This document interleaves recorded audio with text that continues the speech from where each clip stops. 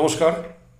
মহাষষ্ঠীর দিন যারা সন্তানের মায়েরা আছেন তারা কি করবেন না, দেবী মায়ের জন্য, আমাদের মহামায়ার জন্য আপনি 5টি ফল, 5টি মিষ্টি, একটি হলুদ রঙের সুতো, অবশ্যই মনে রাখবেন হলুদ রঙের সুতো যে পাওয়া যায়, লাচি সুতো, হলুদ রঙের সুতো, একটি আলতা সিঁদুর এবং সাথে সুপুরি, পান সুপুরি এবং দূর্বা, ধান দূর্বা, এই কটা জিনিস আপনি মনে করে নিয়ে যান।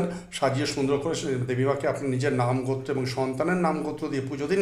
সমস্ত কিছু সেখানে আপনি অর্পণ করে আসুন, কিন্তু আসার সময় একটি মাত্র ফল এবং হলুদ যে সুতোর লাচিটা আছে সেটা নিয়ে ফিরে নিয়ে আসবেন।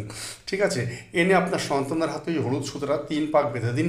যদি কন্যা সন্তান হয়ে থাকে বাম হাতে এবং পুত্র সন্তান হয়ে থাকলে ডান হাতে বেঁধে দেবেন। ফলটি যেটা প্রসাদ হিসেবে নিজে খাবেন বা আপনার সন্তানকে দিন। বাকি সমস্ত কিছু সেখানে আপনি অর্পণ করে দিয়ে আসুন।